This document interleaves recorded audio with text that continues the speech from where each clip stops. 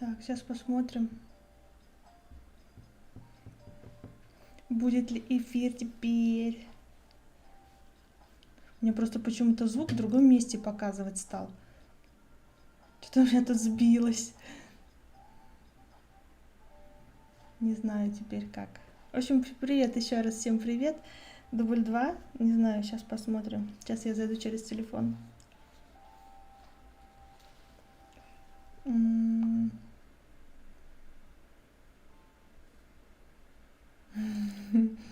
Добрый вечер, подключайтесь, слышно. Отлично. Я не знаю, что у меня тут сбилось. У меня даже не заходит через телефон, кстати. Что тут сбилось, я не знаю. Ох. Хорошо, что включилась. Я уже думала, все полетело. Все пропало. Думаю, что происходит. У меня тут разъемы не очень. Мне мало разъемов, приходится через переходники заходить. Вот думала, может, из-за этого поменяла. Нет, не из-за этого. Думаю, не знаю, что такое. В общем, хорошо, что все зашло. Все. Так.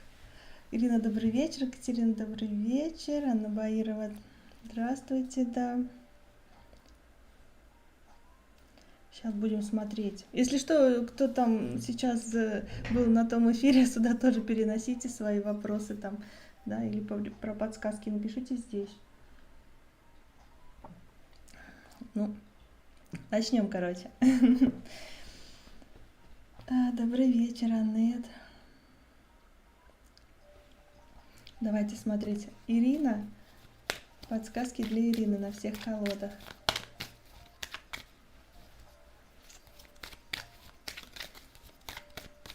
Так, первая подсказка. Смотрим. Откажитесь от всего ненужного.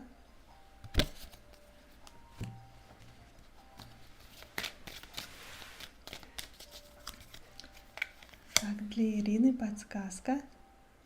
Делайте все с улыбкой и получайте удовольствие от всех дел. Удовольствие от всех дел. Для Ирины смотрим. Слушай свое сердце. Так, давай настраивайся. Вот, сердце — самая сильная часть тела. Делай, что оно говорит. Слушайте свое сердце, вам говорят.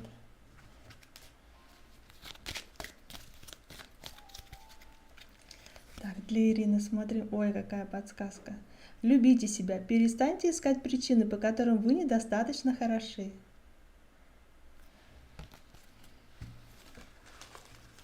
И послание из будущего. Для Ирины смотрим. Так, отпусти свою обиду. Она делает тебя уязвимым. Опять все подсказки новые. Новый год начался, новая жизнь.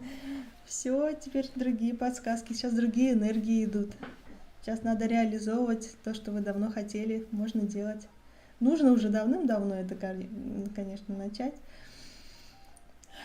Екатерина. Екатерина, подсказки мы тут даем. Подсказки. Вопросы за донаты только. Вот, ссылка на донаты, если что. Вот. Если нужна подсказка, пишите подсказка. Вот. Анна Баирова. Давайте вам подсказки посмотрим. Анна Баирова, смотрим. Общайтесь только с позитивными людьми.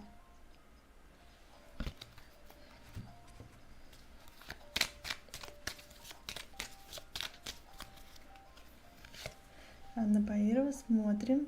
Прислушайтесь к себе. Что вы хотите в данный момент? Это и есть правильное решение.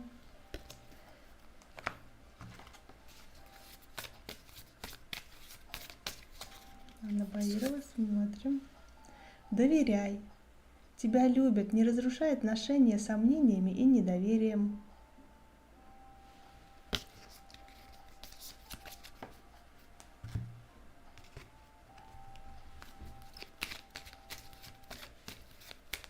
Ирина пишет: отличные подсказки, будем следовать, благодарю вас. прекрасной недели, успехов, вдохновения, счастья. Вас тоже благодарю, Ирина. Спасибо, что на эфирчик пришли. Всем отличной недели. Кто послушает и пойдет дальше, да? Пусть у вас все получится. Спасибо, Ирина. Анна Баирова, вам еще подсказки. Подождите, не уходите. Анна Баирова, подсказка. Следующее. Так, настраиваемся. Двигаясь к цели, не забывайте получать удовольствие от пути. Вот. И послание из будущего. Для Анны Баировой смотрим. Ой, какое послание. Ты счастливчик, у тебя все будет замечательно. Золотая рыбка. Рыбка исполняла 3 желания, да? Приготовьте свои 3 желания. Вас тоже благодарю, Анна Баирова. Для Аннет смотрим. Подсказки для Аннет. Для Аннет подсказка. Поверьте в свои силы. Просто поверьте в свои силы.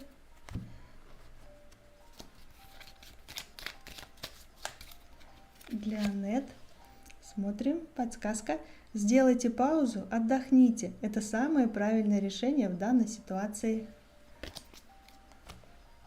Нужно отдохнуть. Для Аннет смотрим. Опять пишут: отдохни. Ты очень устала. Срочно иди в постель. Сейчас же. Срочно, говорят вам, в постель. Нужно отдохнуть. Я донат отправила. Хорошо, сейчас. Посмотрим. Вот, кстати, перевернулась подсказка. Так, ну-ка настроиться. Не ищите никогда никому никаких оправданий. Если человек так поступил, значит, он так хотел. Такая вот подсказка.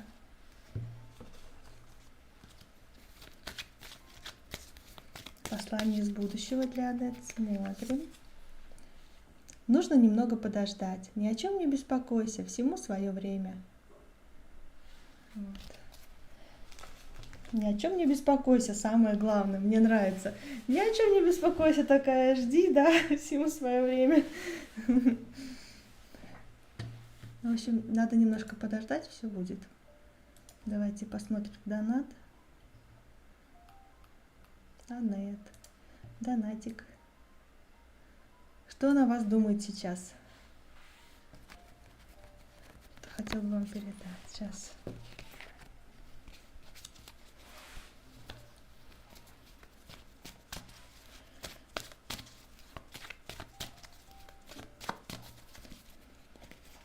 Что он думает? Что он думает? Что вы горячая штучка.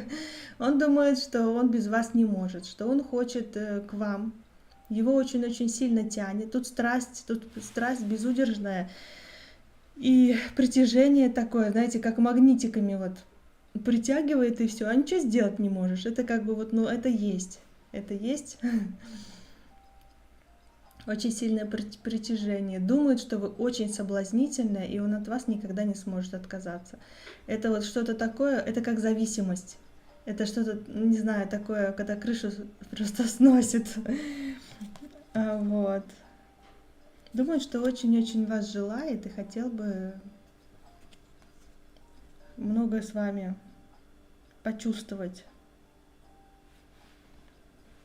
Страсть. Вы для него как дьяволица, понимаете, как вот такая соблазнительная, что ну не устоять. Да и не хочется, знаете, не хочется сопротивляться. Хочется отдаться, поддаться, да, и делайте с ним что хотите. Он только будет счастлив. То есть он в вашей власти тут как бы полностью. И при том он получает от этого просто огромное удовольствие. Вот. Что он хотел бы вам мысленно передать? Спокойствие, говорит, только спокойствие, говорит.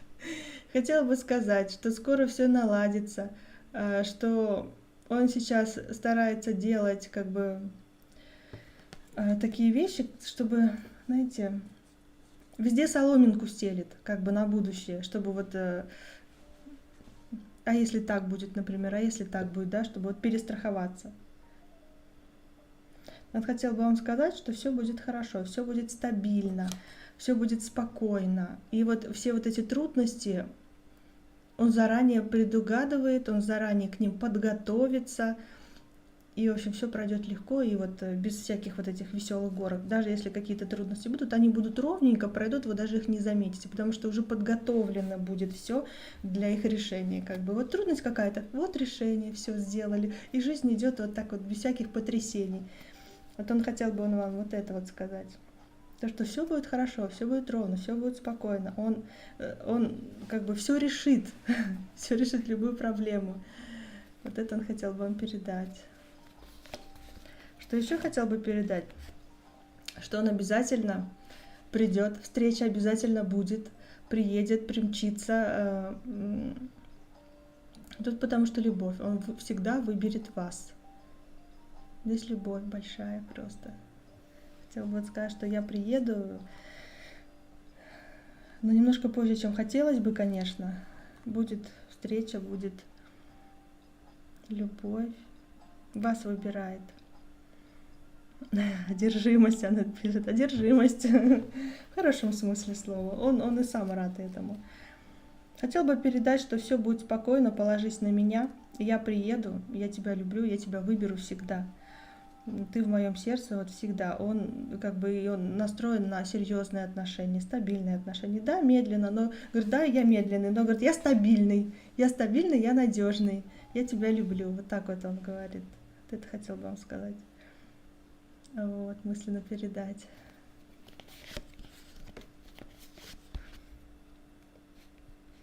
Еще он хотел бы вам сказать, что он очень много думает о вас. Очень много думает о вас, его очень расстраивает, что он не может быть рядом с вами. И он постоянно, когда думает, он постоянно вспоминает вот эти прошлые моменты, когда вот вы вместе общаетесь, когда когда вы рядом, постоянно об этом вспоминает. Расстраивается, конечно, что не может физически присутствовать рядом, да, всегда, потому что какие-то надо дела решать, но в мыслях вы его постоянно живете. Очень-очень трепетные чувства такие, очень бережные. Все, больше ничего не хочет.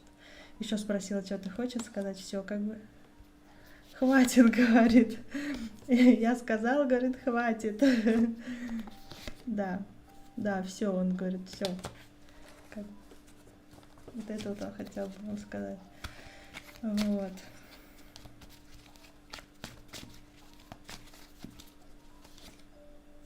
Ну, он занят работой, да. Там творческий процесс, творческий прогресс. Успех в работе у него там сейчас. Очень хорошо. Так, подсказка на ваш вопрос. Подсказку еще вытащим. Вкладывайте деньги в мечту. Такая вам подсказка на ваш вопрос. Вкладывайте деньги в мечту. Вот, такой ответ получился. Спасибо вам за вопрос, Анет. Давайте дальше в чат вернусь тогда, да?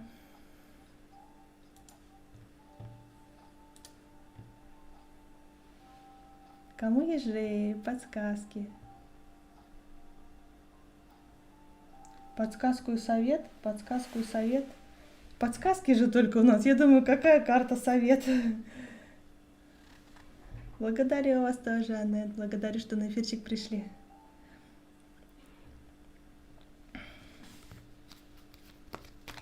Давайте смотреть, кому ежей. Подсказку и совет. У меня только подсказки и послание из будущего. Одну подсказку, да, вот, а совет. У меня нет совета, у меня только послание из будущего. Просто подсказка, хорошо. Потом будет общий расклад, еще послание из будущего, 10 посланий, если кому-то надо будет. Кому ежей, подсказка. Кому ежей, подсказка. Смотрим. Дайте себе отдохнуть. Так долго мешала, и дайте себе отдохнуть.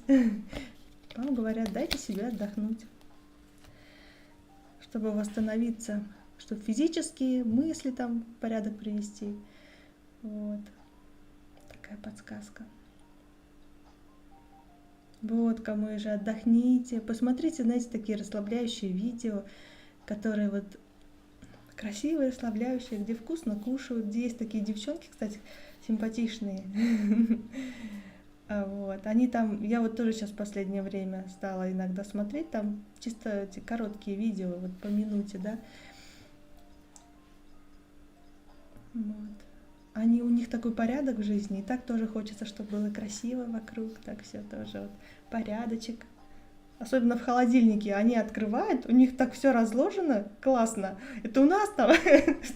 Ну, то есть, когда делаешь что-то такое для себя, чисто для себя, уже как-то перестраиваешься и по-другому. Послание из будущего можно, да. Отдыхайте, делайте то, что приносит вам удовольствие, камыжи. Наполняйтесь. У вас энергии, знаете, хватает, но вы ее тратите.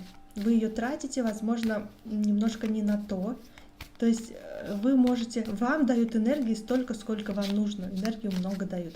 Но вы можете ее тратить на других людей. А вы немножко ее поберегите, пожадничайте немножко для других. Приберегите для себя и потратьте ее на что-то такое для себя. И тогда у вас не будет такой усталости, не будет вот такого, что как выжатый лимон. Не отдавайте всем энергию. Устали, не хотите общаться, скажите, что я сейчас не могу. А вот и лучше отдохните. Не доводите себя до ручки. Чуть-чуть устали, прям сразу отдыхайте. Вам хватит 5-10 минут, чтобы восполниться. А если вы уже совсем себя доведете до крайности, то вам там на восстановление, может быть, несколько дней нужно будет. То это как бы хорошо, если получится. Поэтому все надо делать вовремя. Ладно, это так. Кому ежей послание из будущего. Пора встретиться с друзьями. Вы давно не виделись, удели им время. Встретитесь с друзьями, с теми, кто вам дорог, с кем вам хорошо, с кем вы можете расслабиться, рассказать все, что угодно. Можете поболтать о какой-нибудь ерунде, о каких-нибудь мелочах, но так легко, как бы вроде бы провели время классно. О чем говорили? Да ни о чем, так обо всем как бы и классно. То есть, чтобы вот легко было. Вот с такими людьми, с друзьяшками пообщайтесь. У меня дома обычно порядок, она пишет, как в видео подобных. У мужчины даже смеется над этим иногда, что как витрина. Да, у меня, вот знаете, иногда, мне помню, подружка приходила такая, я открываю холодильник, у меня там все так, как в магазине эти актимельки там стоят, вот что-то там, это, она такая смотрит, у тебя прям как все в магазине. Ну, то есть, когда дома, мне нравится, когда дома порядок, мне нравится так красиво, но в то же время у меня творческий беспорядок тоже меня устраивает, потому что даже как бы я знаю, где что лежит, но это касается моего хобби. Вот. Кому как удобно. Кому ежей, спасибо большое, Алена. И вам тоже, кому ежей, спасибо, что на эфирчик пришли. Удачи вам, отдыхайте. Вот. Я обожаю все красивое, чтобы все было на своих местах. Ну, относительно, конечно, у всех свои места. Вот.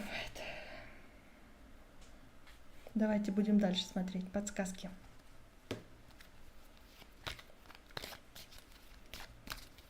Я сейчас делаю, знаете, вот мне нравится насчет еды, заморачиваюсь немножко. Ну, иногда, пару раз и немножко. Это когда приготовишь там и вот в эти вот разложишь, как сказать, отдельно еду приготовишь, разложишь по контейнерам, а потом так удобно доставать, потому что занимаешься делами, и ты можешь просто вытащить оттуда чуть-чуть, разогрел, поел. Так удобно, потому что у меня время каждый раз тратить, готовить не очень удобно. А с сыном мы отдельно кушаем, он не ест то, что я ем. Потом приходится так готовить отдельно, 2 раза больше, дольше. Ой, жарко, все, мне жарко. Давайте, Алла, подсказку для Аллы. Подсказка для Аллы, подсказочка. Относитесь ко всему с чувством юмора. Относитесь ко всему с чувством юмора. Легче относитесь с чувством юмора. Не зацикливайтесь, не углубляйтесь, не думайте о плохом, думайте о хорошем. Переключитесь на хорошее. Относитесь легче.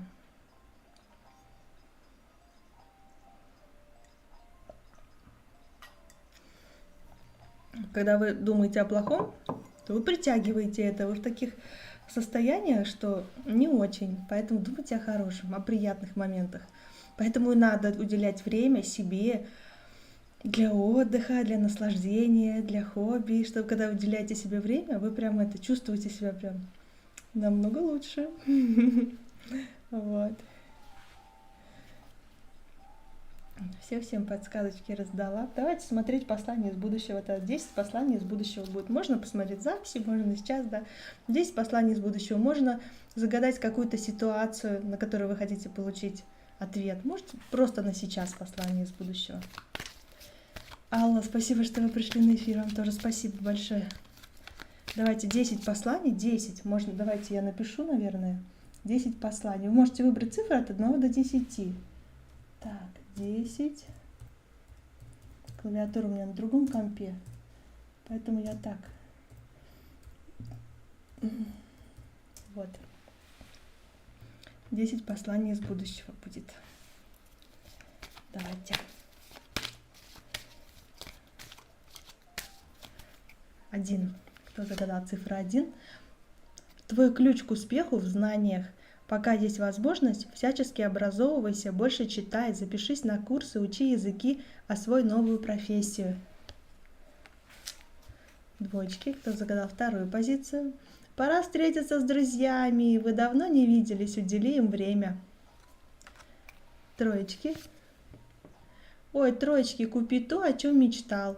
Даже если сейчас это тебе кажется дорого. Смотрите, счастье будет у вас. Зато вы купите то, что вы хотите. Когда вы покупаете то, что вы хотите, а не то, что нужно, то счастье намного больше. Вообще счастье. Вообще счастье. Будет счастье. 4. Отношения – это тоже работа. Не пускай все на самотек. Обрати внимание на ваши отношения. Ну, я говорила, что отношения могут быть не только с любимым человеком, но и с друзьями, по работе, с родными, да. 5. Ой, смотрите, попугайчики у вас. Прислушайся к совету близкого человека. Он прав и желает тебе добра. 6. Тебе нужно побороть свой страх. Только действие побеждает страх. Боишься? Действуй. Ой, это как вот это вот Сандра... Нет, какая-то другая. Как же ее звали? В общем, какая-то американская актриса говорила, что она делает все то, что боится. Вот она боится это, значит, надо это сделать. Я этого не понимаю. Вот, потому что если вы боитесь, значит, ваша интуиция подсказывает вам, там опасно. Это не просто так. Вот, но с другой стороны, не нужно бояться делать то, что вы хотите, то, о чем вы мечтаете. Нужно пробовать. Лучше попробовать, чем потом сожалеть. И просто если боитесь чего-то, то нужно себя обезопасить настолько, чтобы не было страшно. Настолько нужно быть уверенной, что это безопасно. Тогда можно действовать. Как бы я за безопасность, вот, потому что лучше уж, чтобы было надежно. Я за надежность. 7. Все в жизни можно изменить. Если ты ничего не делаешь, чтобы изменить то, что не нравится, то ничего и не изменится. Просто сделай первый шаг. Смотрите, все можно изменить. Сделайте первый шаг в ту сторону, в которую вот вы хотите идти. В сторону вашего будущего, вашей мечты. И все изменится. Даже вот обстоятельства начнут подстраиваться под вас. Только если вы не сомневаетесь в своей цели, вот в своей мечте. 8. Ты никому ничего не должен. Ты взрослый человек и сам строишь свою жизнь. Тут вы никому ничего не должны объяснять. Не нужно оправдываться. Если вы хотите, это делайте. Это ваша жизнь. 9. Сделай сюрприз близкому человеку. Он нуждается в твоем внимании. Сделайте сюрприз. Позвоните, обнимите, пригласите на кофе, не знаю, завтрак в постель. Что-то там, ну вы знаете что. 10. Разреши себе сделать перерыв. Переключи свое внимание на что-то другое. Здесь так. Уже сделала. Поняла. Камыши уже все сделали. Вот такие получились у нас послания. Подсказочки, послания. Так, если какие-то вопросы, пишите, да. Там, посылку я закрепила. Давайте будем смотреть, что делать, чтобы неделя была хорошая, и что не делать, чтобы неделя была хорошая. Это общий расклад. Будет 3 варианта. Можете выбрать любой. Первый вариант, хотела сказать, нажмите на стоп, думаю, прямой эфир, на стоп. Ну ладно, чтобы выбрать 1, 2, 3. Что делать, чтобы неделя была хорошая? Первый вариант, что не делать, чтобы неделя была хорошая? Что делать, чтобы неделя была хорошая? Нужно зарабатывать денежку. зарабатывать и тратить. Знаете, здесь на этой неделе, если какие-то вот люди придут к вам с предложением, клиенты какие-то, они обязательно вам заплатят. Они надежные, стабильные, так что имейте с ним дело, не отказывайтесь, рассмотрите их предложения. А вот здесь вот нужно углубляться в какие-то вопросы, искать более подробно вот это, более глубоко все выяснять, да, но здесь вы справитесь с любой ситуацией, просто нужно брать и делать. Здесь как-то так, брать и делать, вникать во все подробности, и все получится здесь. Вот. Люди, которые будут вот в это время, они надежные, стабильные. Что не нужно делать, не нужно легкомысленно как-то относиться к каким-то ситуациям, не нужно вот что-то делать опасное такое, да, вы можете упасть, вы можете пораниться, да, вот что-то такое вот. Ну, то есть как сказать, по глупости что-то вот не делайте такого. Тут как-то, знаете, на этой неделе надо более детально все рассматривать. Не нужно, давай там поскачем на лошадях, как здесь, да, без седла и грохнулись. То есть необдуманные поступки здесь как-то вот не надо совершать. Здесь более так надо глубоко углубляться и решать какие-то вопросы. Вот тут так. Можно донат на карту? Да. Да, Светик, можно. Так, давайте. Двоечки. Вторая позиция. Что делать, чтобы неделя была хорошая? Что не делать, чтобы неделя была хорошая? Ну, что делать, чтобы неделя была хорошая? Нужно проводить время с теми, кто вам близок, с теми, с кем вам хорошо, с теми, с кем вы можете поболтать, расслабиться, поделиться какими-то новостями, с близкими людьми, с теми, с кем вы доверяете, с теми, с кем вам хорошо. Да? Тут много разговоров, общения такое вот у вас. Будьте общительны, да? Занимайтесь тем, что вам нравится. Что не нужно делать? Не нужно слишком ударяться в карьеру, быть слишком сексуальной не нужно почему-то, ну не нужно пока. Вот. И не нужно слишком заниматься своей работой, не замечать никого, да, вот здесь так вот. Не нужно навязываться здесь, если с кем-то хотите познакомиться, какие-то коммуникации завести, да, по работе даже, то тут не нужно навязываться, здесь нужно более дружески как-то вот общаться и контакт налаживать, более так, знаете, пригласить на кофе, поболтать, но не навязываться. Если человек не может, как бы, ну, ничего страшного, возьмите мою визиточку, там, да, как бы давайте в другой раз, давайте. То есть не навязываться тут, слишком не давите по работе. Здесь как-то больше расслабляться и сильно много энергии не тратить, наполняться надо. Троечки, третья позиция. Что делать, чтобы неделя была хорошая? Что не делать, чтобы неделя была хорошая? Что делать, чтобы неделя была хорошая? Здесь нужно как-то пересмотреть какую-то ситуацию, что-то у вас происходит. Резко, кстати, может что-то произойти, что-то поломаться может, да. Ну, это как бы поломалось, но выкидывайте. Не стоит восстанавливать то, что уже пришло время, да. Ну вот, здесь пересмотреть какую-то ситуацию, возможно, уйти от каких-то отношений, от какой-то ситуации, от каких-то там не вступайте в какие-то там ссоры, обойдите стороной, не нужно. Вот. Держитесь в стороне от каких-то разборок, да. Здесь так. Здесь можете пересмотреть свою жизнь, как вы жили, что там хотите изменить, вы тут можете менять просто. Да, можете какие-то большие изменения просто внести, чтобы поменять свою жизнь. Это прям будет происходить легко. Здесь что не нужно делать? Здесь не нужно... Ой, такие слова разные в голову лезут. Не нужно идти на поводу у других людей. Если кто-то вам что-то сказал, да, возможно, это близкий человек, возможно, этот человек просто не разбирается в ситуации, да, он желает вам добра, но его совет может вам выйти боком, да, тут как бы не слушайте того, кто вам что-то будет советовать или говорить. Здесь лучше прислушаться к себе и в зависимости от обстоятельств действовать. То здесь не нужно, чтобы вас кто-то контролировал и говорил, что вам нужно делать. Здесь так вот. И не делитесь своими, не знаю, своими мыслями, пока не делитесь. Не стоит. Разберитесь сначала сами в себе. Поймите сами, что вы хотите оставить в прошлом, что поменять хотите, что делать по-другому. Вот, без чьих-либо подсказок. Светик, пишите ваш вопрос. Все пришло, все нормально. Вот я вижу. Вопрос вижу, да. Его мысли о вас.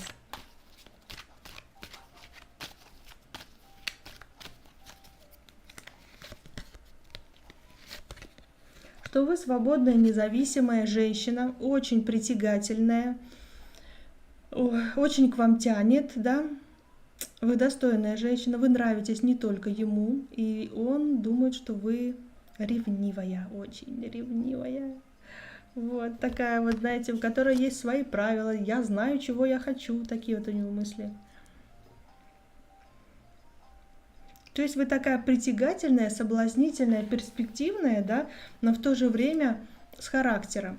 С характером, с какими-то своими условиями, которые как бы хотелось вам бы, да, чтобы соблюдали те, кто рядом с вами. Какие-то свои правила, у вас есть желания. И с ними нужно считаться. Вот здесь так.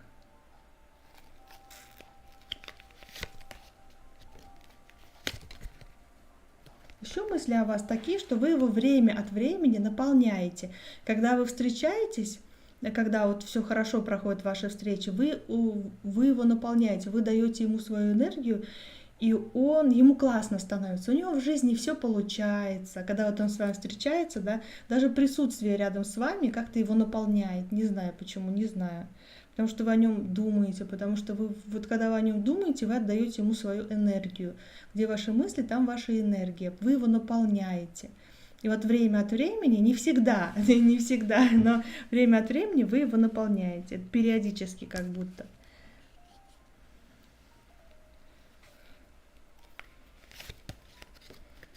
Ну, в таком плане любовного характера, да, он как бы, вы здесь как-то жестковато. Он считает, что вы жесткие с ним, жесткая с ним.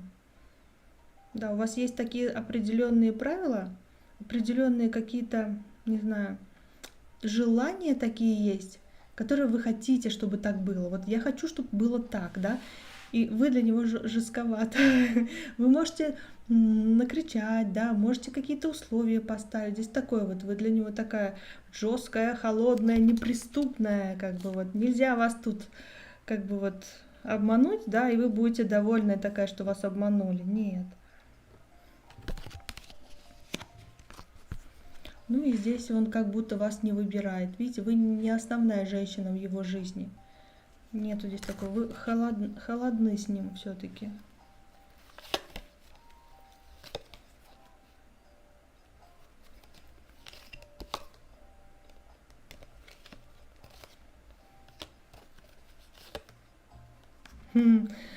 Такой интересный. Он хотел бы, чтобы вы не уделяли внимания своей семье, вообще, чтобы внимание семье не уделяли, а уделяли внимание только ему, только ему. Представляете? Нежно, ласково с ним обращались, чтобы вот любые его там прихоти, не знаю, исполняли. Вот он хотел бы, чтобы вы вот не уделяли внимания там своим родным, близким. Не стоит. Вот только он должен быть вашим. Вот он так бы хотел. А вы что-то жестите, жестковато с ним, холодная с ним. И вот он хотел бы нежности, чтобы вы его понимали, знаете, как-то вот так вот. Что бы он там ни творил.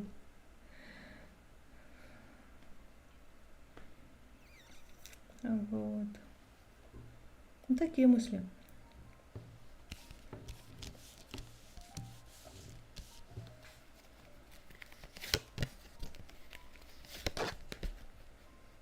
Да, в мыслях еще он... В мыслях он еще думает о том, что вы встретитесь, что он приедет, примчится и произойдет встреча. То есть еще будет встреча в мыслях, он думает об этом. Будет встреча, когда он сам решит. Когда он сам решит, будет встреча. Здесь от его решения зависит. А он решит тогда, когда у него начнутся какие-то неприятности. Когда вот именно, знаете, когда ему нужно будет наполниться. Тут как будто от него зависит.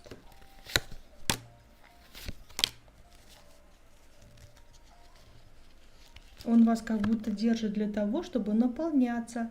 Нехватка у него чего-то, нехватка денег. Он сразу к вам. Не знаю почему.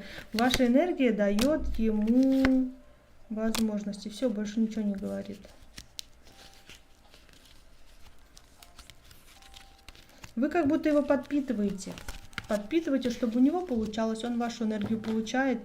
И хотел бы, чтобы вы ему так и давали энергию, чтобы у вас все было хорошо, чтобы вы уделяли ему время, чтобы вы его ждали, чтобы если, когда он захочет встретить, чтобы вы с радостью там, да, соглашались, давай, да, встретимся там. Вот. Как-то так.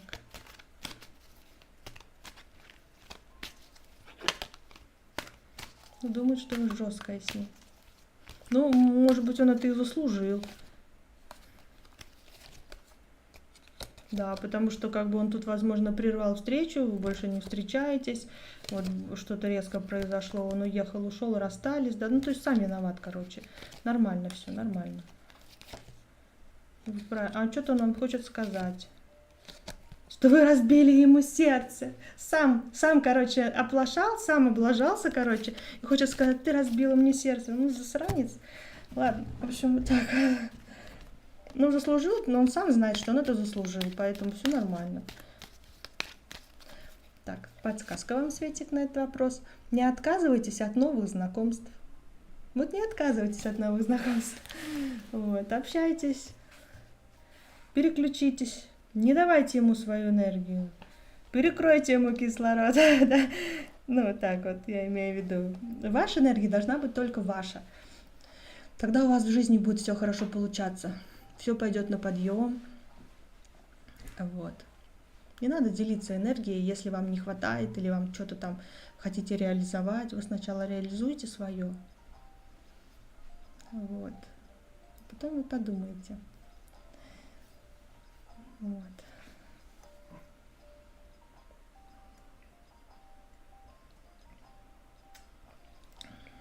Вам должно быть классно вместе. Если вы этого хотите, то только хорошо. Плохо нам не надо, скажите. Пончик.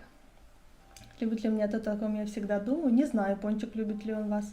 У нас тут подсказки бесплатные. Если напишите слово «подсказка», то я вам дам подсказку вот на этой колоде. Вот на этой колоде. А вопрос у нас за донатики. Там, если пройдете по ссылке, там донат. 250 рублей донат. Подсказка. Угу. Сейчас подсказка вам дам. И просто в голове вопрос, подумайте о своем вопросе, да, и может быть подсказка подойдет, как раз переложите. Подсказка вам подскажет. Для Пончика подсказка. Не старайтесь угодить всем. Такая вам подсказка. Не старайтесь угодить всем. То есть будьте собой с этим человеком, понимаете? Не старайтесь ему угодить. Потому что если вы будете угождать, то человек сразу видит, что он нравится. Не надо угождать, будьте собой. Если вы... Ну, только так вы поймете, как к вам относится человек. Вот. Все подсказки раздала так-то.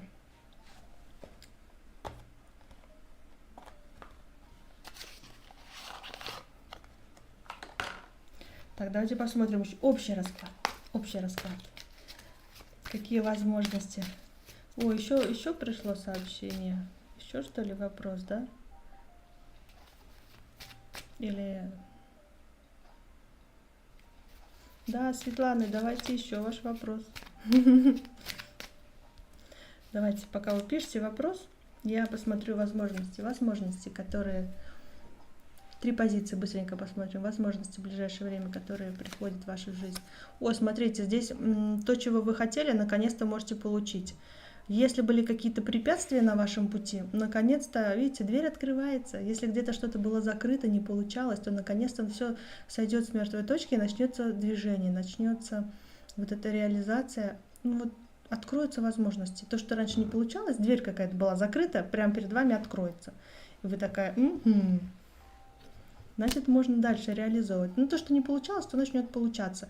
Где-то что-то не шло, оно, в общем, пойдет. Как будто где-то остановка была, начнется движение. Здесь как так. Двоечки. Здесь какие возможности? Ой, здесь очень много возможностей открывается. Здесь, если кто-то искал, если работу, да, очень много предложений по работе будет. Если вы дадите свое резюмешко, то там, да, на HeadHunter или где-то еще выложите, то будет много разных предложений, которые вы сможете рассмотреть. Среди них будут достойные. Поэтому рассмотрите все, едьте на все собеседования, общайтесь, спрашивайте, по телефону задавайте вопросы. Вот, если вас устроит, тогда поедете, да, тогда на собеседование, например. То есть узнавайте как можно больше максимум подробностей. Здесь вы можете найти очень хороший, выгодный для себя вариант. Если хотите познакомиться с кем-то, здесь очень много новых знакомств, возможно, с вашей помощью, конечно же. Вы, например, расскажете подружкам, будете встречаться на каких-то общих таких дружеских посиделках, да, там можете встретить. То есть много разных возможностей будет, вы не отказываетесь. Где-то, может, на сайтах знакомьтесь, если сейчас еще регистрируются, не знаю, может быть, там, да, или как глухой телефон хотел сказать. В общем, через друзей, через кого-то скажите, что мне там кто-то нравится, или есть у тебя там классные там друзья, знакомые, меня интересует вот это, вот это. То есть, или вы можете познакомиться, если вы учите язык там тоже, то есть на курсах. То есть где-то будут возможности, и просто нужно хвататься. То есть здесь вы можете много реализовать. Здесь много возможностей появится. В любом вашем вопросе будет много разных вариантов, вы будете еще выбирать. Вот дело в этом. Троечки, какие возможности? Здесь у вас возможности появятся, если у вас не хватало времени провести время с семьей, то тут появится время, чтобы вы могли провести с семьей, отметить праздник. Здесь как-то домашнее такое вот все. Если вы хотели потратить деньги, что-то купить для дома, то тоже получится. Вот купить дом, я не знаю, все, что связано с недвижимостью, тоже все должно получиться. Тут как-то все стабильно. Здесь в вашей жизни наконец-то придет стабильность, когда вы сможете насладиться этими благами своей жизни, да, вот то, что наконец-то успокоится, и вы сможете кайфануть. В общем, провести время с семьей. Никуда не нужно бежать, ничего не нужно там торопиться, все хорошо, спокойно, можно наконец выдохнуть. Вот так вот. Троечки. Давайте сейчас я посмотрю донатик для Светланы.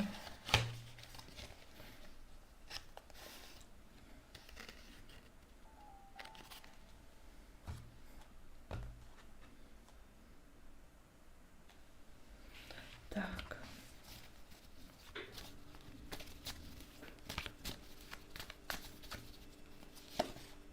Не, у него больше никого нету.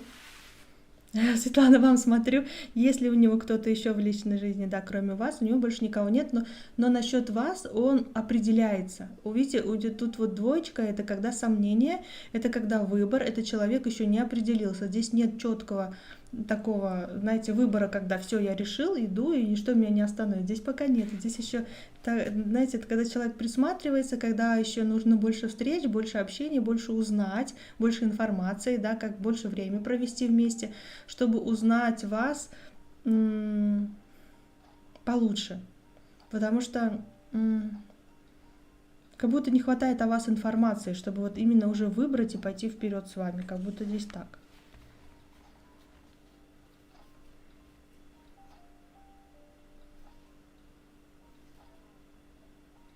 Больше информации о вас нужно.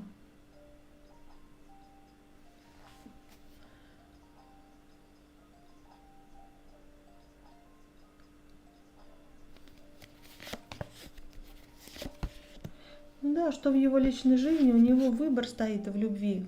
Опять вот тут выбор в любви. В личной жизни он сейчас решает дальше, как пойдет, каким путем. Выберет он этот путь, или вообще не выберет. Это тоже путь. Это значит путь тот, когда он не выбрал. Вот здесь у него в личной жизни решается его вот это как раз-таки личная жизнь, любовь, выбор, куда он пойдет. Ему нужна поддержка и помощь в этом. Он бы хотел, чтобы ему помогли сделать этот правильный выбор в личной жизни.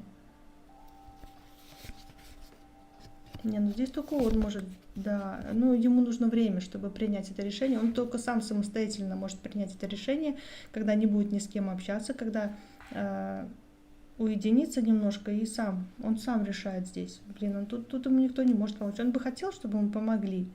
Поэтому он, возможно, и общается, чтобы больше информации собирать, чтобы понять, действительно ли... То есть у него есть сомнения. Когда делаешь выбор, это значит, какие-то сомнения есть или недостаточно информации.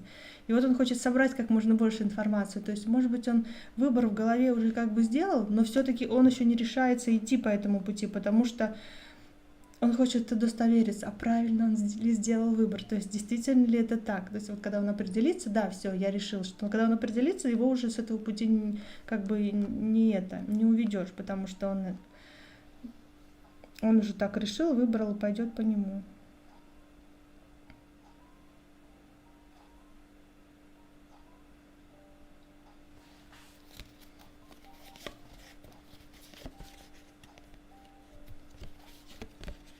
Может быть, у вас, знаете, в прошлом был какой-то момент, который его заставил задуматься. Заставил его задуматься. Какая-то тут внутренняя борьба у него происходит. Какая-то ситуация такая была, которая заставляет задуматься об отношениях. То есть вроде бы все классно, но какая-то борьба внутри, еще сомнения есть.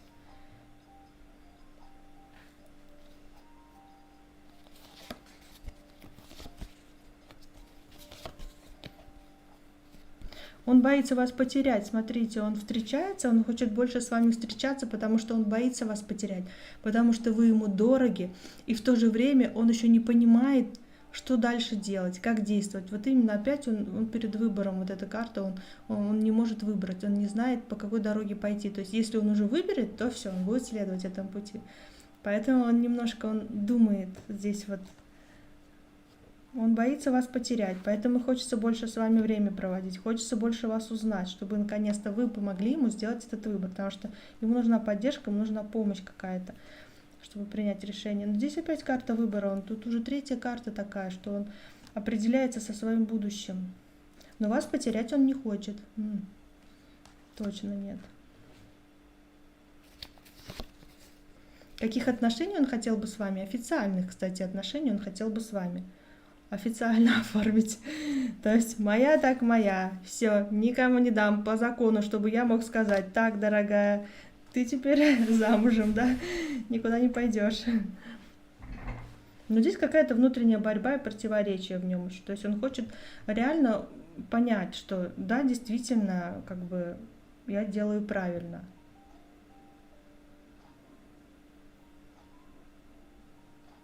Вот.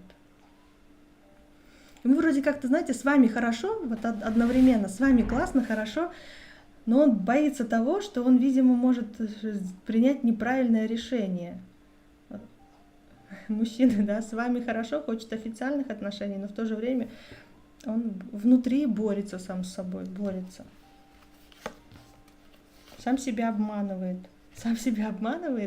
хочет отвлечься работой. Ну, как все мужчины, да, начинают, типа, я отвлекусь работой. А вот чтобы принять решение, он, видите, он в сомнениях. У него сомнения еще какие-то в голове.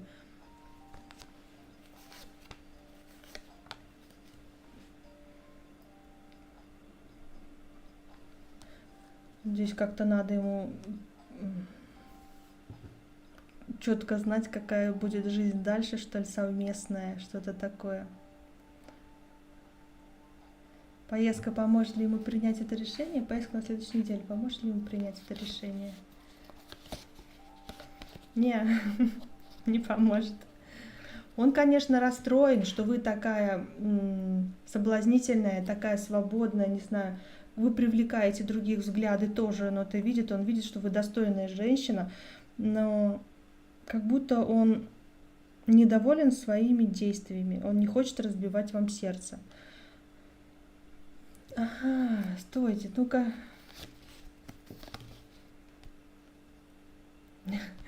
Он не хочет разбивать сердце. Он не хочет разбивать сердце ни себе, ни вам. Он хочет все-таки правильное решение принять.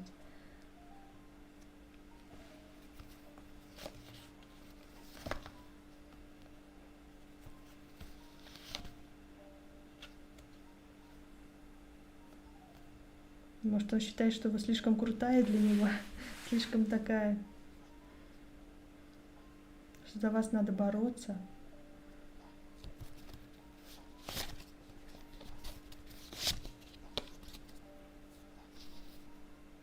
Он о вас очень много, кстати, мечтает, перед сном очень много думает, очень много мечт, очень много хочет встретиться, романтическое вот это вот, хочет романтики с вами.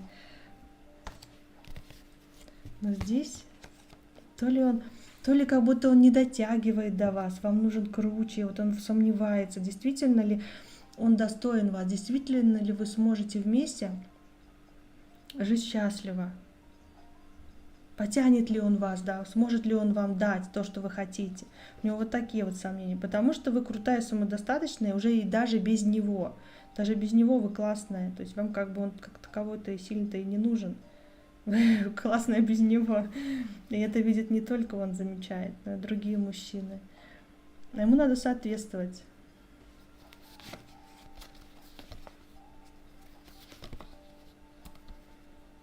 Поездка, в поездке вы там хорошо проявитесь, короче.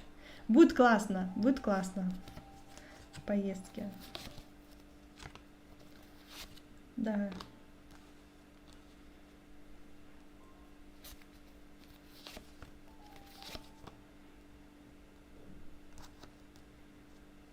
Вы после поездки, он еще больше на вас зависнет, он еще больше, вы еще больше будет тянуть к вам после поездки. Вы его очень привлекаете. Понимаете, он вас видит как такую женщину, которая вот такая классная и крутая, да, такая красивая, соблазнительная, и вы нравитесь не только ему, он видит, что вы привлекаете взгляды других мужчин, что вы достойная женщина, что вы достойны большего, и он не знает, как бы, достоин ли он вас, сможет ли он с вами комфортно себя чувствовать, будет ли вам комфортно. Он думает о том, не разобьет ли это сердце вам обоим, если что-то пойдет не так. То есть он ответственно к этому подходит, это хорошо. Но поэтому вот у него и сомнения с другой стороны. Вот.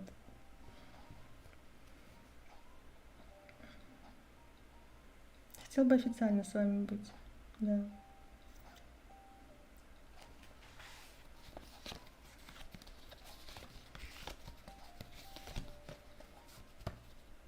Да проводите больше времени, это поможет ему принять решение быстрее. Проводите больше времени просто. Чтобы принять решение, ему надо уйти от вот этих вот размышлений, от вот этих мыслей непонятных, да, просто к вам, больше времени с вами проводить, выполняться с вами.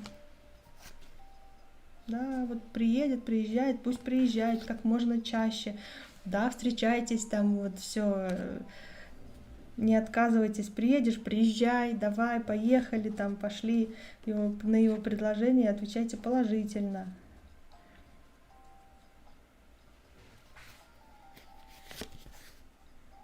Ну, езжайте. Что делать, чтобы он предложил замуж? Просто езжайте с ним, делайте так, как он хочет. Будьте его, знаете, вот куда он, туда и вы, куда он, туда и вы. Как будто вот, ну так должно быть, вы вместе. Вот он один не может, как вот, чтобы вы как будто, вот здесь вот как будто вот две половинки единого. Куда он позовет, туда езжайте. Позовет вас переехать куда-то, переезжайте. Здесь вот так вот. Как-то будьте с ним заодно вот так.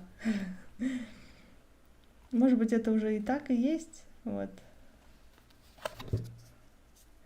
Да, тут очень хорошие отношения, очень счастливое будущее, возможно. Когда вы вместе счастливы, понимаете друг друга, здесь все хорошо. Полное взаимопонимание, дом полная чаще, дети счастливы, вы тоже счастливы там, да, все это, не знаю, все довольны. Желание исполняется. Куда хотим отдыхать, поехать, поедем. То есть вы как бы смотрите, вы должны смотреть в одном направлении, вдвоем, как будто вот поддерживать друг друга, одни желания, как вот общие какие-то цели. Туда быстрее дойдете, быстрее все будет у вас реализовываться, и все будет гармония здесь.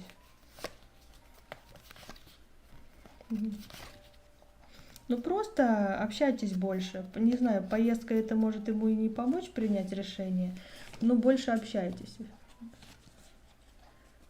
Больше нужно время проводить вместе. Да.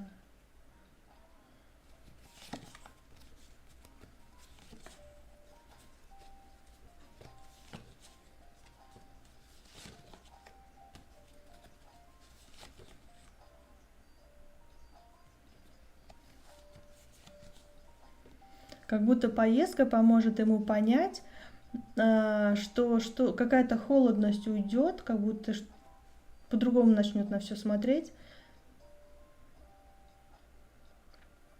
поймет, как не следует делать. Поездка поможет ему понять, как не надо делать. Как не надо делать, и что ему очень вас не хватает. Вы для него очень близкий человек, очень значимый человек, и вот он разберется и поймет, что ему очень вас не хватает. В общем, поймет, как не надо. Значит, поймет, как надо в то же время. Как бы он не хотел, то, что он не хотел бы потерять.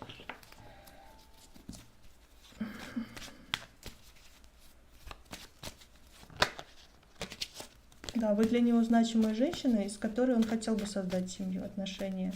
Он вас видит, что вы его встречаете дома, там, да, что вы что-то вместе делаете такое, что уютное все и вкусное дома есть.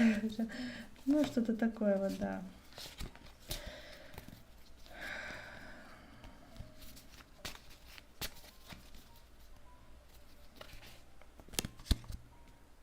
Так, сейчас подсказку на этот вопрос.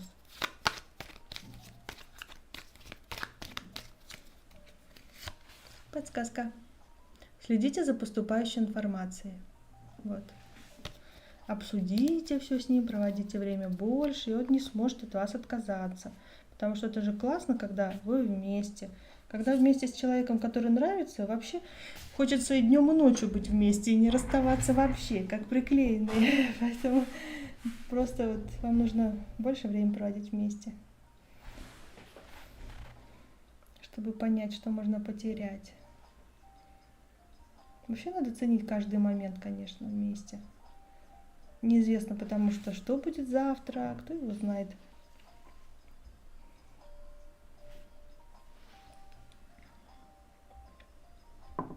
Вот. Ну что, посмотрели все подсказки, всем подсказкам. А, нет, еще подождите, тут донат. Лили донат, да? А я сейчас просто другой донат смотрела. Этот еще не видела, да. Давайте посмотрим донат.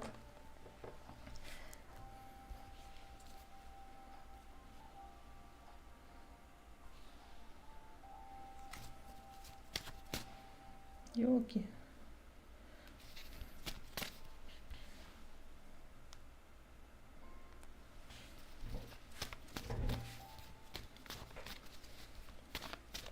Лили, вам смотрю донат.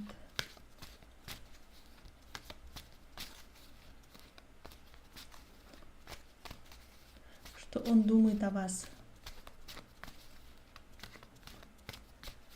Что он думает о вас? Лили, вам смотрим вам. Что он думает о вас?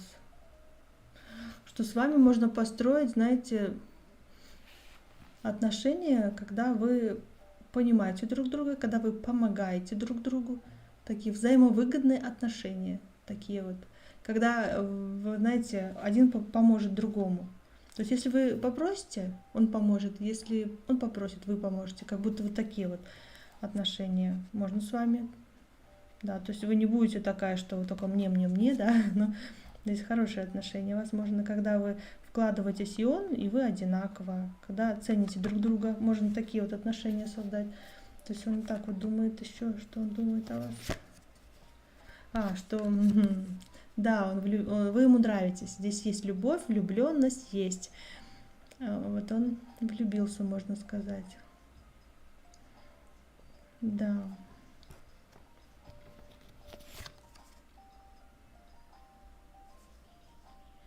Вы ему понравились в любом случае. Что бы он ни выбрал, да, тут нету такого, что сразу влюбился и выбирает вас. Нет, он будет еще думать, стоять перед выбором, но вы ему определенно понравились, и он считает, что у вас очень хорошие отношения могут быть даже дружеского характера, то, что вы можете помочь друг другу, вы можете понять друг друга. Но здесь есть влюбленность.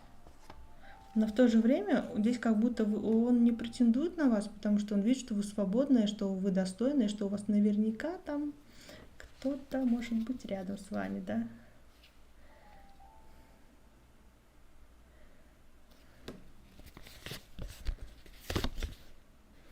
Да, он думает, вот тут именно, что кто-то рядом еще может быть, потому что он думает, что у вас надо завоевывать, что рядом с вами наверняка еще кто-то есть. Видите, вас надо завоевывать, бороться с другими конкурентами.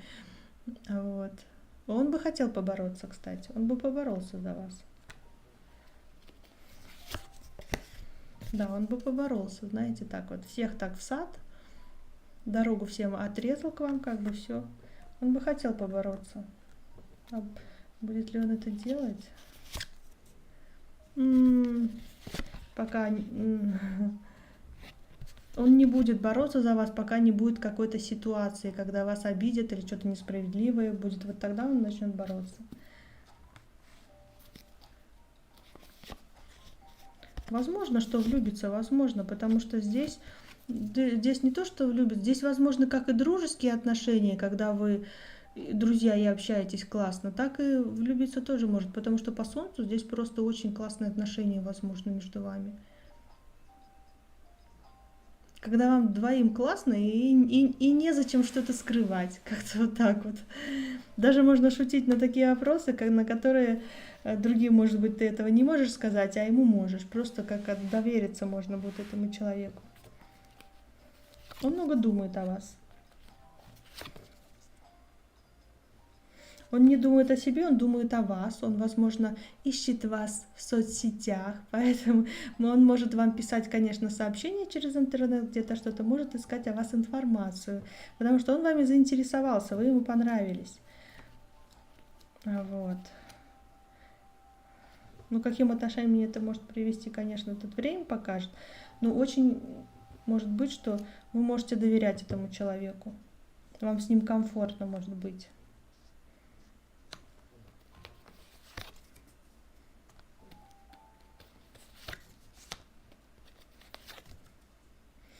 Ну, он хотел бы, знаете, что вам сказать? Он хотел бы вам передать, что он ушел от каких-то сложных отношений, от какой-то сложной ситуации. В его жизни была сложная ситуация. Он от этого ушел, и он не хотел бы туда возвращаться. Он хотел бы отношений таких легких, доверительных и таких, когда вы найдете к нему подход, какой бы он ни был, в каком бы он ни был настроении, вы нежностью, заботой и лаской найдете к нему подход. Он готов довериться такому человеку, который сможет найти к нему подход. А тяжелых отношений он больше не хотел. Он вышел с такого давления, когда было давление. Он хотел бы спокойных отношений, когда ты знаешь, что тебя ждет, когда ты знаешь, что ты сейчас придешь домой, и вы будете болтать, вы будете пить там чай, кофе, кушать, да, то есть вот стабильности он хотел бы просто, без всяких тяжелых таких скачков. Когда вы наполняете друг друга, когда вам вместе хорошо, когда вы классно проводите время друг с другом, даже без никого. И в компаниях тоже классно проводите время друг друга. Даже в компаниях вы можете уделять время себе, не обязательно, ну то есть друг другу, не обязательно, как будто, знаете, вам не мешает народ вокруг для того, чтобы быть вместе счастливыми. Здесь как-то так вот он так бы хотел. То есть неважно, сколько людей вокруг, неважно, наедине мы или там много людей, то есть вы найдете время друг для друга, и комплименты, и как бы и объятия, и выделить друг друга среди других, да, там внимание, забота. Вот такого он хотел бы. Но вы ему понравились, он вас рассматривает, он, говорит, интересуется вами, и, возможно, через интернет будет о вас искать информацию. Да, он ищет информацию, потому что чувство есть, да, ищет информацию о вас. Что вы любите? То есть ему интересно о вас сейчас все. Что вы любите? Может быть, какие-то цветы, какие-то места, да, что-то покушать. То есть ему интересно сейчас, вы интересны. Да.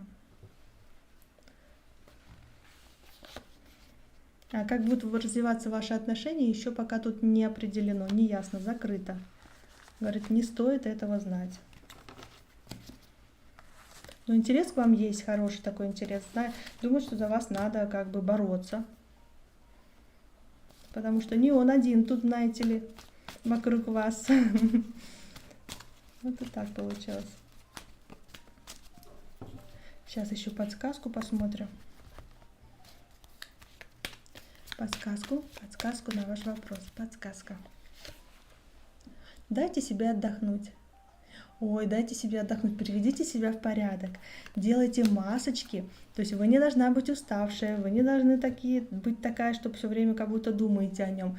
Подумайте о себе, вы должна быть красивая для себя.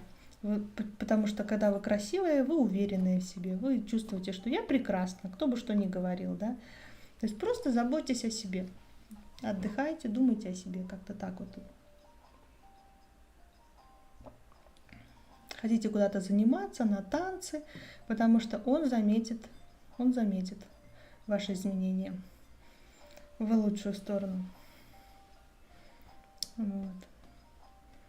Так что вы можете быть как и хорошими друзьями, так и что-то большее может быть. Хороший человек, который поможет. Вот. Вам тоже спасибо большое, Лили, за ваш вопрос, что пришли на эфир. Хорошие энергии там идут у вас. Так.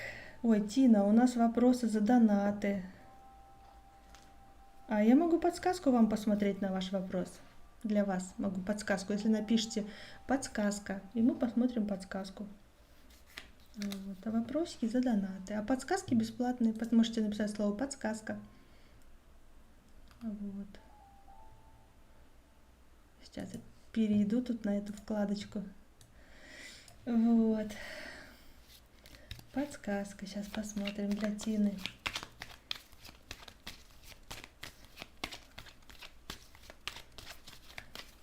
Так, подсказка. Смотрим. Избавьтесь от неуверенности и пессимизма. Видите, что вам надо сделать? Видите? Перевести внимание на себя. Как говорят, не надо следить за мужем, надо следить за собой. Да? То есть избавьтесь от неуверенности и пессимизма. Будьте уверены в себе. Будьте вообще уверены, что вы красивая. Да тем более вообще-то вы что, такой возраст классный у вас.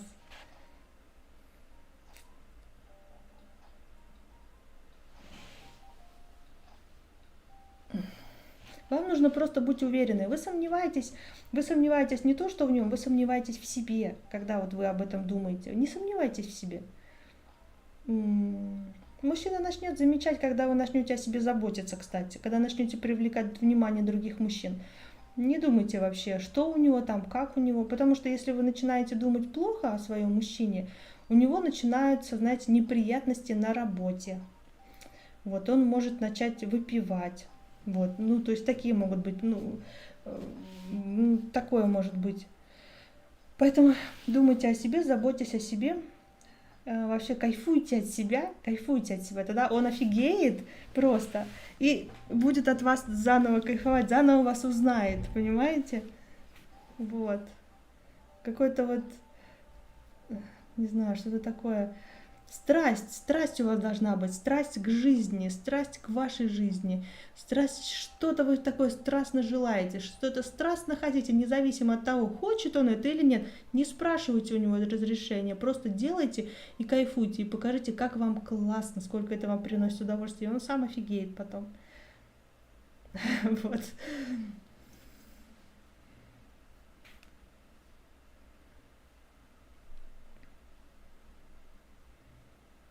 Человек начинает, это у него это надо смотреть. Бывший сейчас снова начал выпивать и стареть резко. Это надо смотреть. У человека может быть все плохо, когда его, может быть, там приворожили, да, это не рассматриваем, ладно. Может, когда он, действительно, человек начинает выпивать, когда он не получает того, чего он хочет. Вот его внутреннее желание, вот его желание вообще не реализовывается, и человек начинает пить, чтобы уходить от реальности. Он не хочет воспринимать эту реальность, не хочет брать ответственность, не хочет разговаривать и поговорить и выяснить, что происходит, почему так не получается. Может быть, он не может сказать человеку, что он не любит человека. Мужчины, они не могут расставаться, не все мужчины могут расставаться, кстати, они могут сделать все для того, чтобы женщина сама с ним рассталась. Свою жизнь могут угробить, знаете, вот так вот пить, выпивать, там начинать ее задирать или изменять, лишь бы она ушла, потому что он боится, ему страшно. Некоторые есть такие трусы, они боятся расстаться. Если он выпивает, значит, у него не все в жизни хорошо. Абсолютно, это очень даже, мягко говоря, у него в жизни все нехорошо, не так, как он хочет. Он может быть как не с той женщиной, так и не на той работе. И вообще он делает не то, что хочет, понимаете? Но в то же время он не хочет брать ответственность за свою жизнь. Ему так хорошо, ему так удобно. Он уходит от реальности, чтобы его пожалели, чтобы о нем позаботились. Понимаете, здесь разные могут быть эти... Здесь надо Ну, если он не захочет, конечно, он сам не бросит пить. Человек сам это выбирает, сам выбирает пройти этот путь. Может быть, ему он еще сам выбрал. В общем, если он не решит сам от этого избавиться, то ему ничего не поможет. И женщина рядом будет только страдать, потому что ей не будет хватать внимания от этого мужчины, он может потом изменять, и она будет знать об этом и жить с ним все равно, да, и как бы, то есть он не уважать потом будет, ну, то есть вот много всего может быть.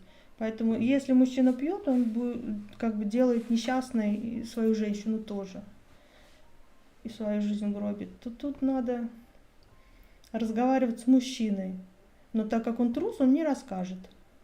Он не расскажет: дорогая, я тебя вообще не люблю, но не хочу делать тебе больно. И поэтому я вот делаю все, чтобы ты меня разлюбила и ушла. Сказала, какое я там это. Да ну да, ну так как не знаю, как сказать. Ну то есть тут много разных может быть ситуаций, но если бы честно могли мужчины говорить и женщины поговорить, да, а не вот так вот портить жизнь друг друга, они бы могли бы жить счастливо. Ну там, дорогая, я там тебя не люблю, ты извини, прости меня, да, ты классный человек, да, спасибо тебе там за все хорошее, но вот любовь закончилась, да. И могли бы пойти своей дорогой, да, поплакали бы, переболели бы, но это было бы честно. Потому что люди вот чем дольше обманывают друг друга, тем потом появляются дети, и что начинается? О, ради детей мы не будем разводиться, будем терпеть и гнобить друг друга, да, не ценить и изменять. Ну то есть зачем это надо? Когда человек нечестен, он начинает болеть. Понимаете? Выпивка это просто уход от реальности для мужчины. Если женщина, конечно, запьет, это уже серьезнее. Ей тяжело с этого выбраться. Тяжелее, как бы, ладно. Но женщина, что бы она ни хотела сделать для мужчины хорошего, тут ничего не сделает. То есть просто ему нужно быть честным с самим собой и друг с другом. Им надо друг с другом. Потому что если она будет всю жизнь вот так вот его таскать откуда-то с пьяна, где-то что-то оберегать, терпеть, ничего не изменится. Она свою жизнь испортит, потратит на все время на него. То есть она не будет жить своей жизнью, но он будет портить себе жизнь и ей. То есть тут как бы нету хорошего конца.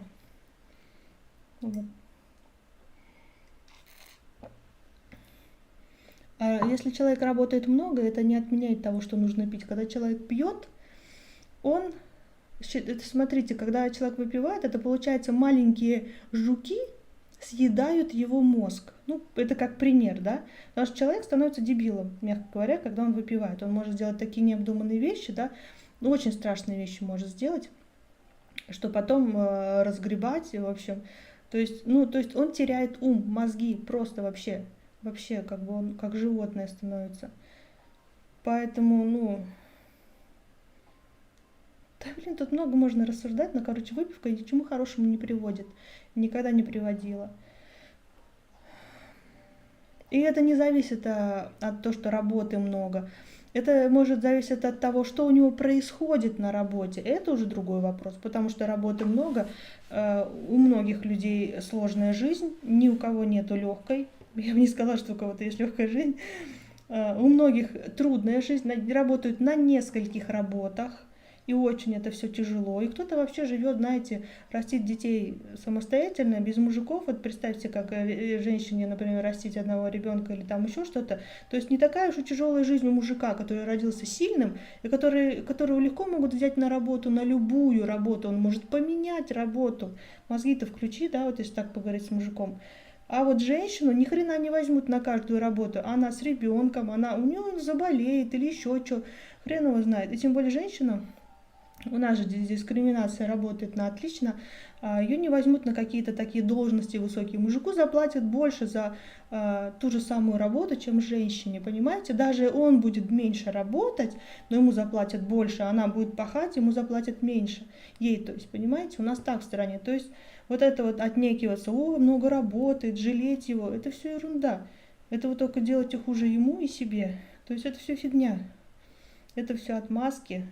И просто человек уходит от реальности, не хочет брать ответственность за свою жизнь. И портит жизнь себе и тем, кто рядом. Вот и все. Тут как бы так. И с ним бесполезно работать, пока он сам не поймет. Если человек сам не захочет, он не изменится. Как бы вы его там не кодировали, как бы вы там за ним не присматривали, как бы там, что бы вы не хотели, бесполезно. Как бы вы его не ругали или как бы вы его не любили, это бесполезно. Человек, это выбор человека. Некоторым, возможно, суждено через это пройти. Пусть проходит, не надо тянуть и других в это. Вот. А представьте, в этой семье, если когда вот вы выбираете такого человека, если нету детей, это одно, но когда рождаются дети, это совсем другая. Я много разных историй знаю, что происходит с семьей, когда мужчина пьет. Это не очень хорошо, это отражается и на детях тоже. И жизнь ломается не только жене, но и детям. И всем вокруг вообще как бы. Поэтому зачем вот, ну как бы подумайте, если вы не думаете о себе, да, то подумайте о своих детях хотя бы, вовремя остановитесь. Вот. Но это серьезный такой вопрос, это кажется так, а когда ты с этим сталкиваешься и видишь, какие последствия, к чему это может привести, это все не так, что хихи, ха-ха, мы там по пятнице выпиваем там или еще что-то. Это все последствия очень даже серьезные, потому что этот маленький жучок, он съедает мозг. Представьте, алкоголь, он жрет эти мозги. И человек становится неадекватным. Все. И обратно мозг вы не вернете. Все. Поэтому молодежь, которая вот после 2000 года рождаются, они более развитые. Почему? Они, знаете, они в основном раньше, да, много выпивали, там наркотики были, я еще застала то время, когда было там страшно выходить во двор, там вот там наркоманы сидят, там еще что-то, да, и ладно, знают уже кто, чего, где, или там пьяницы там, да, то есть как бы это раньше было, а сейчас молодежь, она за здоровый образ жизни, сейчас очень много видео, кто занимается спортом, кто ведет здоровый образ питания, там, да, правильно кушает, там, вот, нифига они не выпивают. А если выпивают, то там, знаете, ну это вообще несоотносимо с вот этим алкоголем, который тут. Ну, то есть там в основном никто нифига ничего не пьет, занимается спортом и правильно кушает. То есть у них уже даже сразу, они это сразу видят и понимают, понимаете, к чему это приведет. То у них как-то уже внутри. Говорят же, что уровень души выше просто. Уже рождаются более зрелые души. Ну, это кто-то не верит в это, конечно, кто-то может не верить, но это нормально. Разные души рождаются, но более осознанных, и те, кто понимает и видит все как есть, кого не обманешь, больше. Поэтому общайтесь с молодежью, они могут видеть многое. Дети, кстати, говорят, как есть, они тоже много чего видят. И они не обманывают, а говорят правду. Тоже вот общайтесь. Не каждый взрослый знает. Знаете, те, кто старше нас, они могут много чего не видеть, не понимать, потому что в другое время родились, и они не понимают еще, им очень тяжело перестроиться, потому что быстро так все происходит. Квантовая механика, квантовую физику, вот если, например, вы начнете изучать, смотреть, читать, вы поймете, сколько всего интересного, сколько всего вообще может быть. Вы даже знаете вот про сновидения тоже. Вы знаете, как утки могут спать? Утки могут спать или двумя полушариями, то есть полностью в отключке, или одним полушарием, или сначала одним, потом другим, понимаете? Это я как вчера слушала. То есть столько всего интересного. И много всего влияет. Сон очень влияет, очень важно спать. Поэтому тут, когда начнете заботиться о своем здоровье, много чего начнете понимать, много чего. И вы поймете, что вот это вот, как токсикация получается, вот этот вот алкоголь, перебор с этим, сигареты, как это сильно влияет и как сильно подрывает здоровье.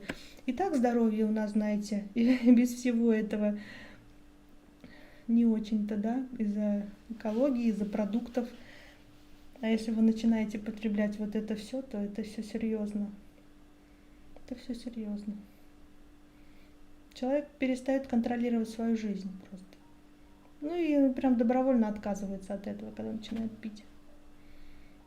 Тут много можно рассуждать.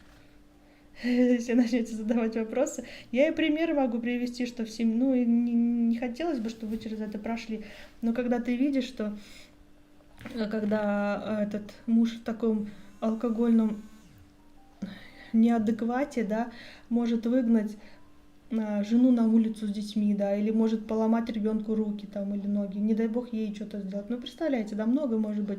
Он может извиняться потом, я не со зла там или еще что-то. То есть, как бы, ну, это, понимаете, ну, это не оправдание, короче. И то, что он где-то что-то изменял, или кого-то домой привел, кто-то у вас там все украл, или там что-то еще, это как бы прости, дорогая, да, и все, и на этом все, как бы, это что это было? То есть это уже совсем до этого не надо доводить. Если видите, что человек такой, а вы не хотите такую жизнь, то вы его не измените. Вы просто или принимаете и живете вот с таким человеком, вот, или расходитесь и идете своей дорогой. Не знаю, тут как бы нету такого. И тем более, если, знаете, когда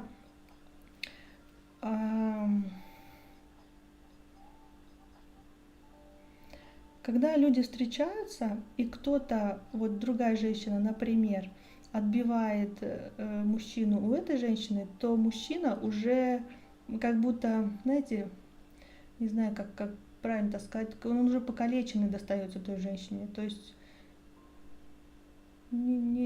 как сказать, не цельный, что ли, не знаю, как сказать. Это когда отбивают. Не когда расстаются и проходит время. Когда отбивают, это ничего хорошего не приносит.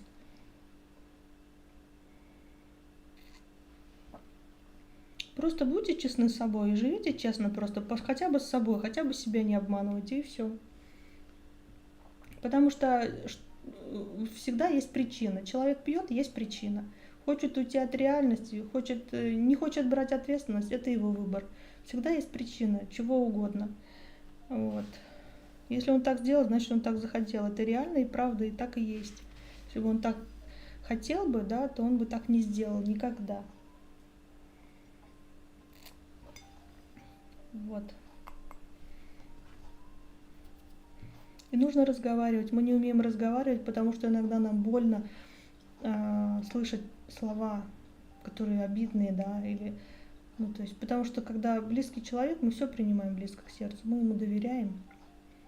Но лучше поговорить всегда, все обсудить, даже если больно, ну просто сказать мне больно, когда ты говоришь эти слова, да, мне, например, больно и тяжело. Человек вообще может быть не в курсе, что он вам делает больно. Поговорить надо. Говорить тяжело. Потому что нужно довериться другому человеку. И открыться. Да, и когда доверяешь другому человеку, нужно понимать, что этот человек может вам сделать больно.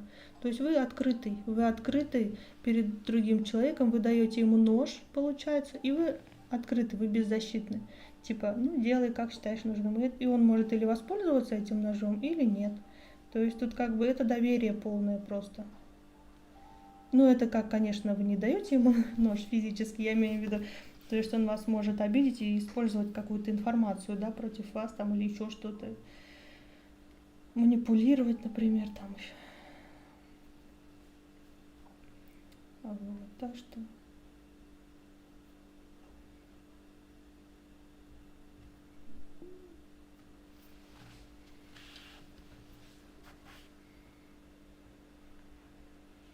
Сейчас посмотрю донаты, по-моему, все ответила. Все уже, наверное, пошли спать. Ну, не спать, ладно, киношки смотреть, рано еще спать.